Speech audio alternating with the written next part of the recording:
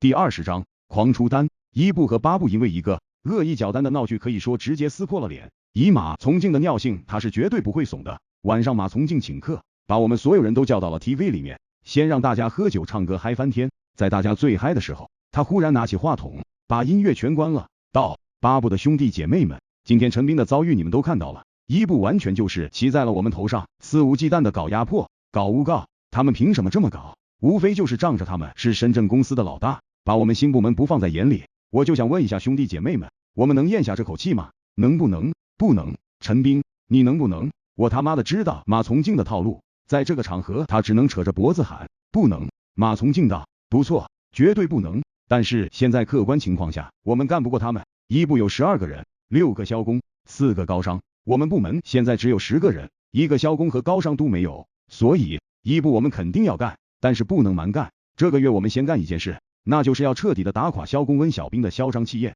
这个光荣而艰巨的任务只能交给谁完成？大家大声说：陈精英，陈精英！兄弟们都起哄。方柔道：陈精英，我剩下的2个网站单，只要你拿下来，业绩都挂在你的名下，我只要1半提成。方柔这一说，其他的兄弟们都纷纷表态，他们都愿意放弃业绩。我觉得马从敬的洗脑太强了，尼玛这中间还包括2个刚入职的新员工，对方柔几个人的慷慨我接受，但是新员工肯定不行。不过我没有直接说，因为我现在没有把握能够和温小兵硬扛，温小兵比我的实力要强很多。另外，一部那么多业务精英，温小兵要冲业绩，几个朋友随便帮一点，那都能上到大几万，这些条件我都比不上。但是现在这个局面我必须拼，首先气氛到了这一步，关键一点，今天这事儿刺激了我。我意识到博越公司就是一家弱肉强食的公司，一部这么横，温小兵没有任何证据就敢举报我，恶意缴单，不就是因为我是新员工？马从敬是新经理吗？黄金锁业这个单本来就是我的单，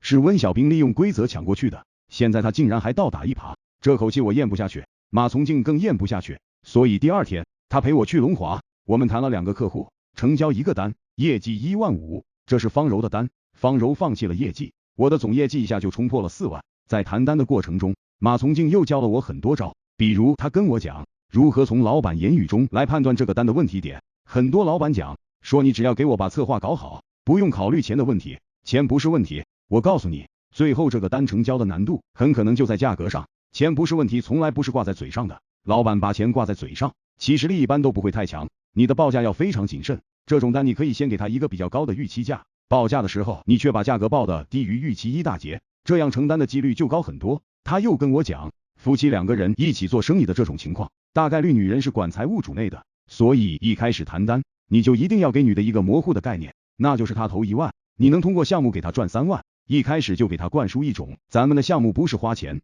而是投资的理念进去，这样收钱容易，要不然就算签单成了，可能拿钱都会有问题。还有如何快速成单，我自己也总结了一些经验，但是他的套路要比我厉害得多。这就好比写文章一样，我觉得自己写的文章非常精炼了，然而到了高手那边，人家3000字的文章能给你删掉1半还多，这就是差距。我的那些经验在他看来还是繁琐了，做网站的单也不需要做那么多现场方案，对方也不懂方案，关键要点是憧憬、愿景，抓住客户的痛点。现在制造业最大的痛点就是客户，制造业要找到客户才能生存。他告诉一个绝招，在谈网站单前2天，找人冒充这家公司的意向客户，谈得正高兴的时候，意向客户突然问，对了，我们聊得很愉快，你公司有没有网站？我登录网站看一下贵公司的产品展示和基本简介，对方可能没有网站，然后意向客户态度立刻变得冷淡，隔一天你再过去谈单，成交的几率就非常高。反正马从敬真的就是妖孽，我龙华的这个客户，我原计划是2到3次见面才可以签单的，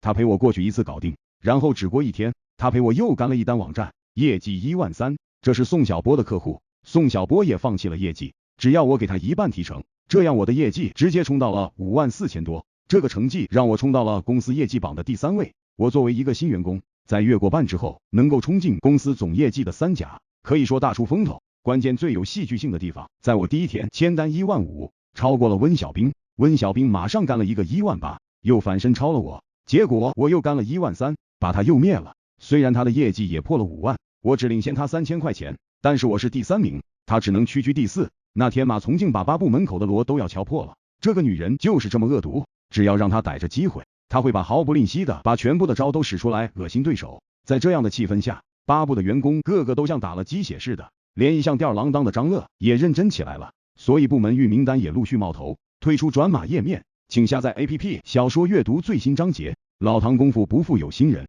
又拿了一张9000的域名单，这个月他的业绩到了14000。更让马从敬嘚瑟的是，部门新员工刘森刚刚入职3天，便拿下一张7000块的域名单，直接转正。刘森也因此成了新人中的明星，获得了在早会上登台分享的机会，享受到了全公司100多业务员的喝彩加祝贺。八部在新成立的3个部门中，现在一骑绝尘，在全公司的业绩排名中也是无限的逼近亚军的位置，硬是在公司掀起了一波八部的旋风，让几个老部门经理颜面扫地。